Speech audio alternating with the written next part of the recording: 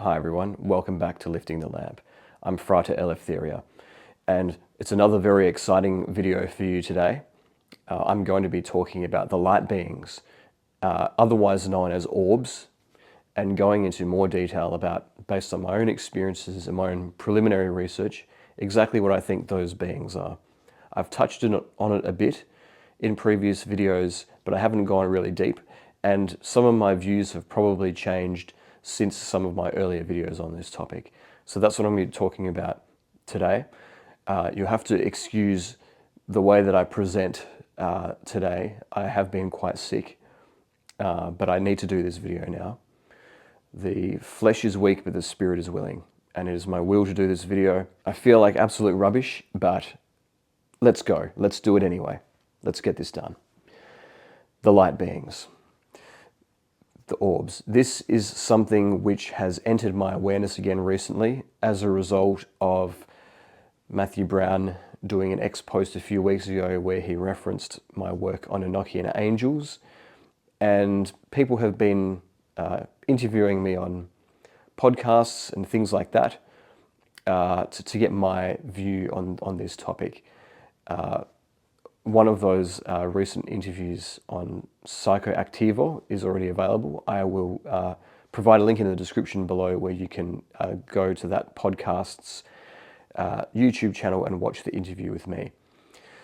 So this is something I've been forced to grapple with again and think about again and really reach a conclusion on. These light beings.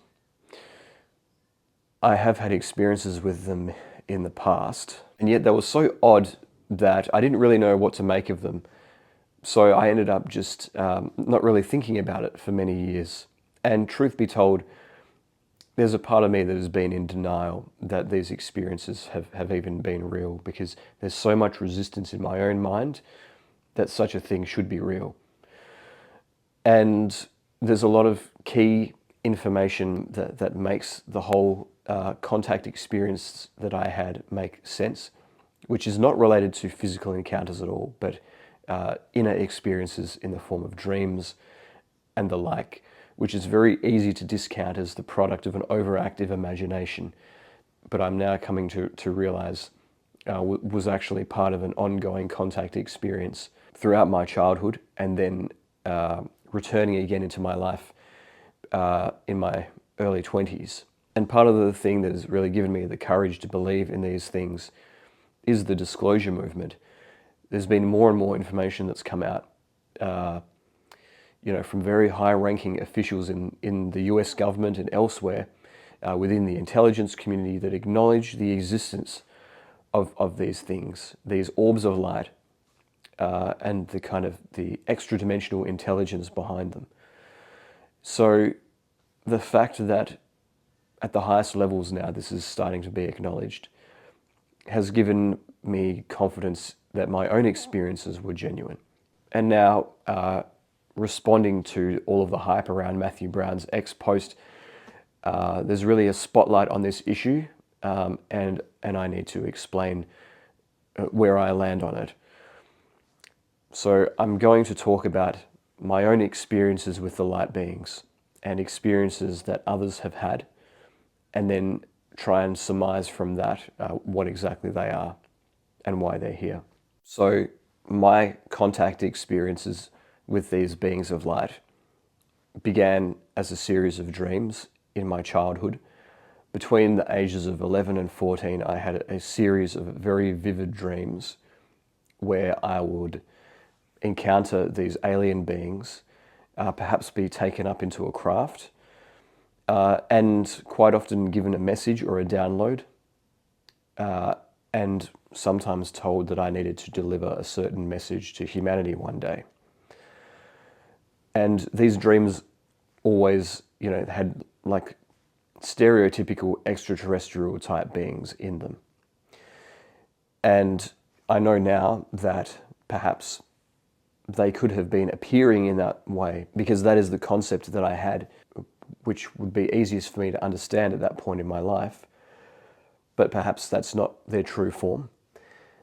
And it can get a bit confusing because these things can appear to people as aliens when they're not really aliens, and there might be real extraterrestrials, which are a different phenomenon to the orbs. So it all gets a bit confusing. But for reasons I'll explain, I believe that these dreams were a form of telepathic communication with these beings of light. And the reason I say that is because when I was in my early 20s, I did the CE5 protocol. I've talked about this on my channel before. And as a result of doing the CE5 protocol, I physically saw orbs traveling through the sky very close to me in a very tight formation, 2 orbs traveling like that. And there were other phenomena that weren't as impressive that I saw doing other CE5 meditations. And the reason why I think the orbs are the thing that ultimately gave me the earlier messages in those dreams about aliens is because the date of my first encounter with these beings as a result of the CE5 protocol was 12 years to the hour that I had had my first dream about aliens, and it took place in the exact same location in the backyard of the family home as the contact in my very first dream about these aliens, which to me is like a flashing neon light to say, hello, that was us all along. It's just that we were communicating with you a different way then. And then another element of the experience that I haven't spoken about that much is what I would regard as the communication that I had with these beings while I was physically seeing them after doing the CE5 protocols. And this is something that I haven't really thought about very much before, because when people talk about communication, they're often talking about like somebody says something to you and delivers a message to you, and that's a communication. We have a very human view of what communication means. But there's lots of other ways of communicating. There's non-verbal communication. I do this with my 16-month-old daughter. We talk to each other, but sometimes we communicate with each other just by locking eyes and staring at each other. And we don't have to say a word, but we both know what is being communicated. And it's the same with animals. They can't speak to us, and yet they can communicate so much, often just with their presence. If we're sick or we're feeling upset and an animal comes and sits next to us or near us, that says more than words ever could.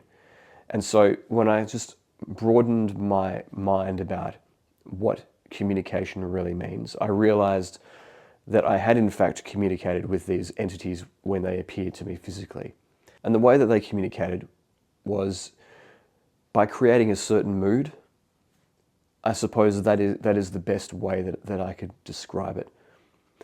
I just felt like when I was in their presence, it was very peaceful. It was overflowing with love and benevolence, and just sharing in that experience and just vibing with that tranquility and that love. That was the communication I feel with these beings, which is deeper than anything words could convey.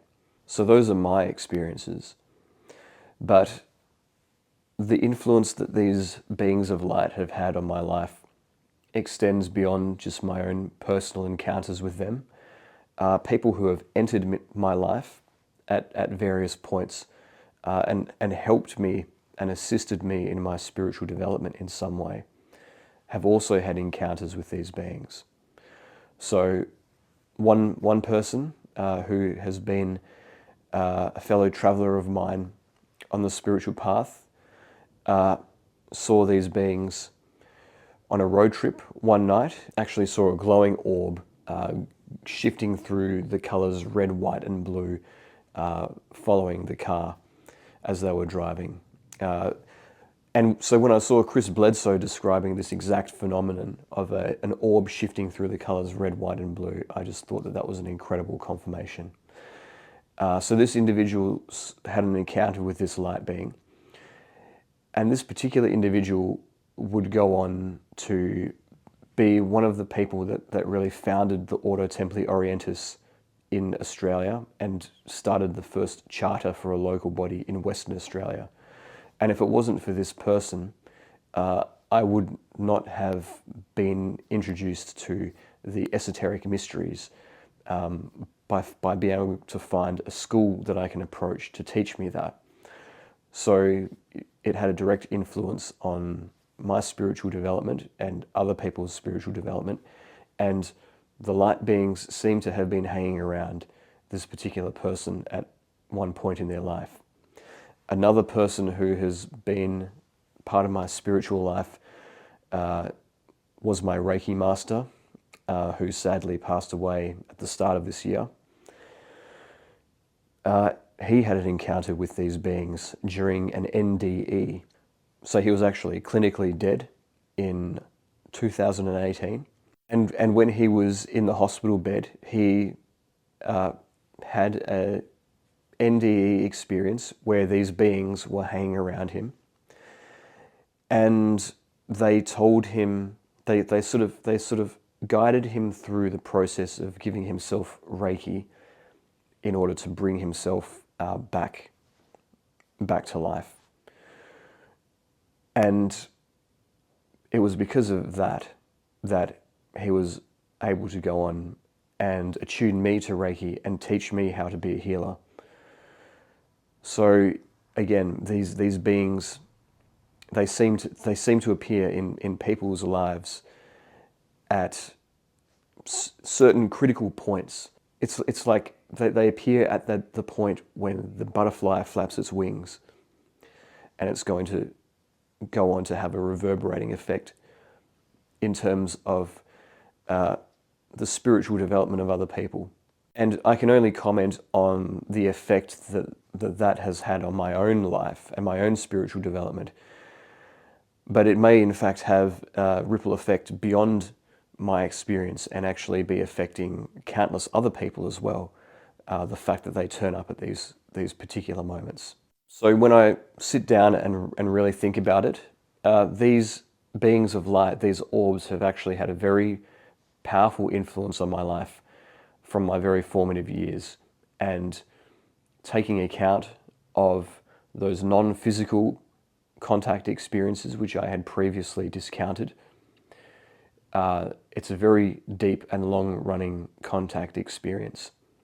And they seem to be almost stage managing my spiritual development. So what are they? Are they extraterrestrials? Are they angels?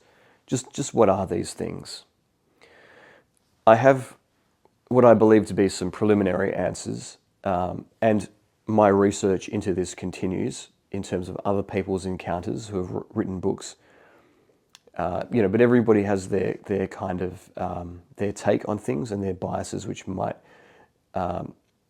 also just be another lens that they view things through. But so far as I can tell, they're certainly not extraterrestrials in the traditional sense that we understand, as like these kind of humanoid entities that travel around in flying discs. They are beings of light. They appear as orbs. They appear to have a spiritual quality to them. Whether they are spiritual or technological, in quotes, is kind of besides the point, because the sci-fi author Arthur C. Clarke famously said that at a certain point, technology becomes so advanced that it's indistinguishable from magic. So that's the answer. If they are technologically advanced to the point of appearing spiritual, and they are spiritual, what the ancients would describe as coming from another plane of existence, these are just different ways of using the language and the concepts that are popular in a particular civilization to describe something which is beyond anything that we can comprehend. So that is really the most honest explanation of what they are. And so when you consider all that, we are obviously dealing with a very different form of conscious life. And in terms of why we appear to be able to communicate with these things telepathically when we are not technologically advanced at all.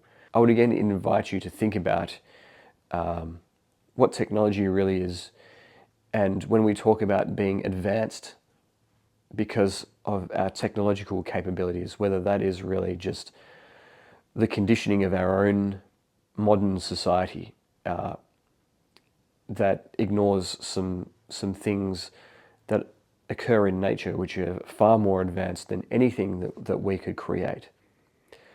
You know, we think of people that are connected to the natural world as more primitive, and people who have lots of industrialized civilization around them as more advanced. But the most advanced machines that we have as an industrial society are only just catching up to what nature has been able to create millions of years ago, if not billions of years ago. So the modern human being thinks they're really clever because in the last 100 or 200 years, they invented the electric motor. But there's a bacteria with a flagellum, the little sort of whip tail thing at the end that propels the bacterium along, that has had the same mechanism in its tail for millions of years. And that was something that was produced by the complexity and the dynamism of nature. Human beings think they're really clever because they invented the telegraph pole as a way of instantaneously communicating with people across wires, and fiber optics is an evolution of that. But trees have been communicating with each other via root systems for millions of years. Micellar networks in fungi play a similar role. So again, nature is the one that is advanced, and humanity is just catching up. We think we're really clever because we've found a way of harnessing the energy of the sun using solar panels. Plants have been doing it for billions of years. It's called photosynthesis. We're trying to capture carbon from the atmosphere now and find machines that can do that. There's still not a more efficient machine for drawing carbon out of the atmosphere and storing it than stuff like kelp and seaweed or algae. We think we're really smart because we have GPS. Birds have had GPS for millions of years. They've got little magnets in their brain that allow them to find magnetic north. Again, we're just playing catch up with nature. And I'm laboring the point, but what I'm really trying to say is the most advanced technology that we have at our disposal may actually be our own bodies, our own brains, and our own minds.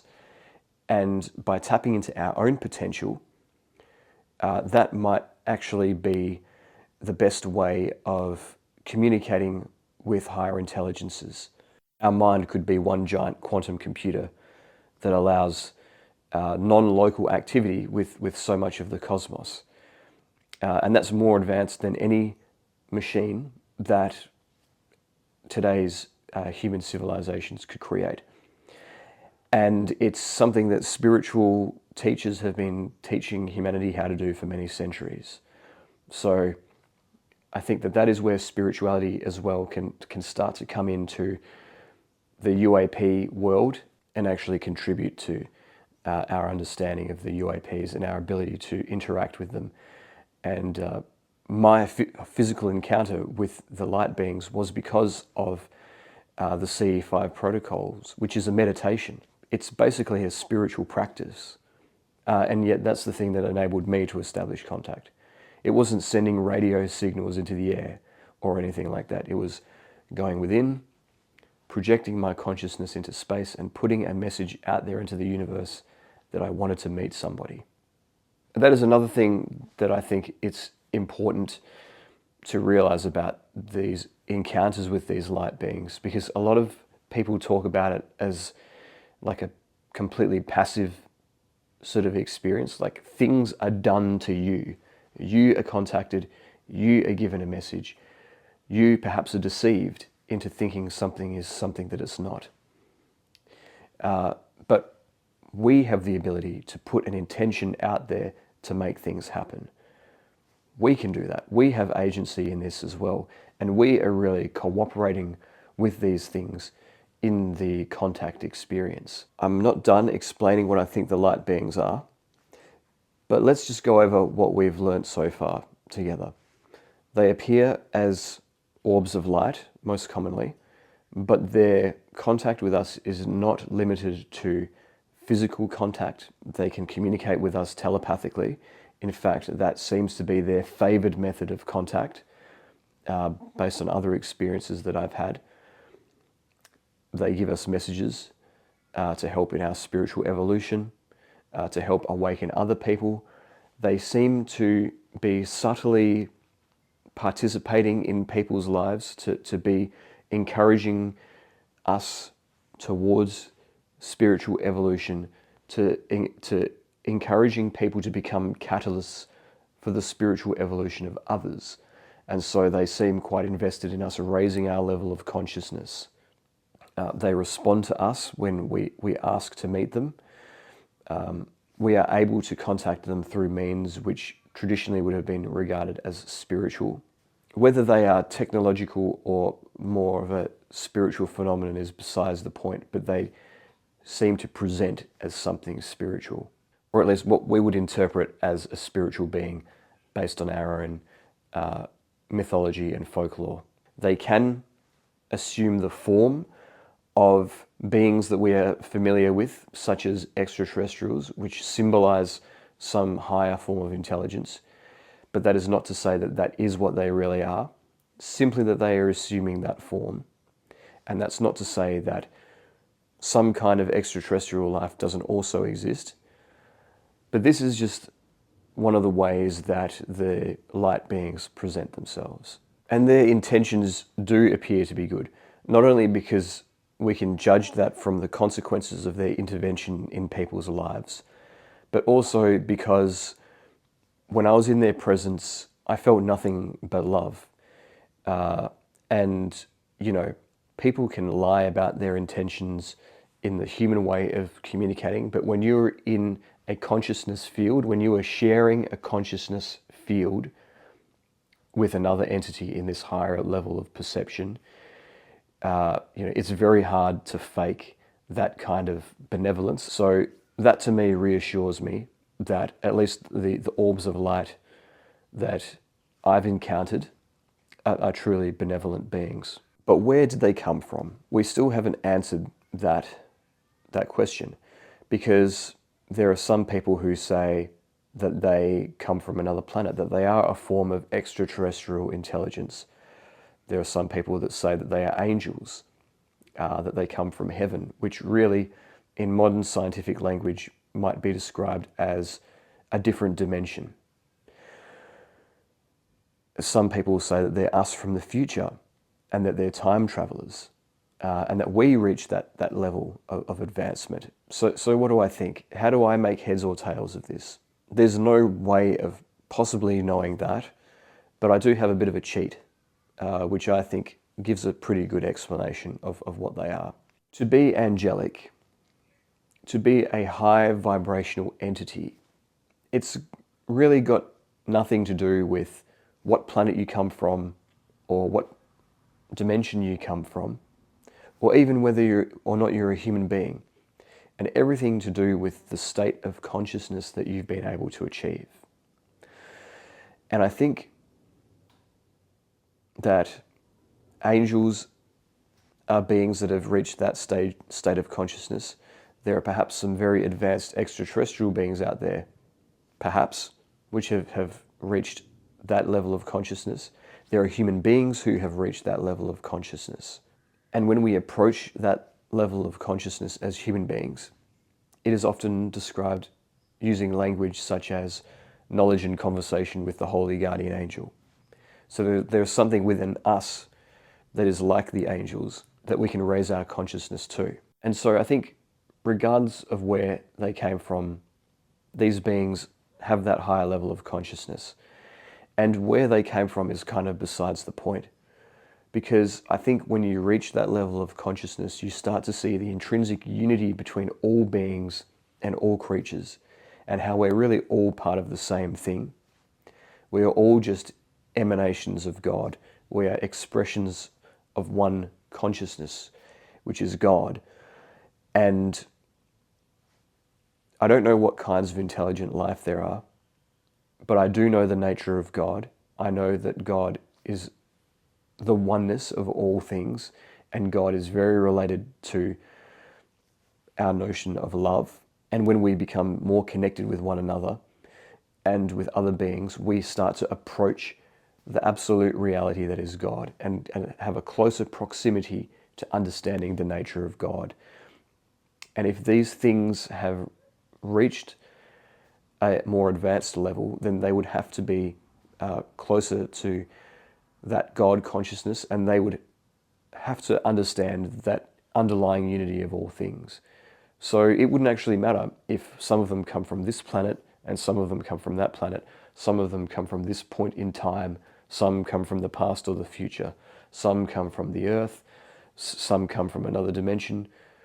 All of that would be irrelevant because it's all one anyway, and they would all see themselves as expressions of the same thing in that sense. The family of light, those who have elevated themselves to the point of the realms of light.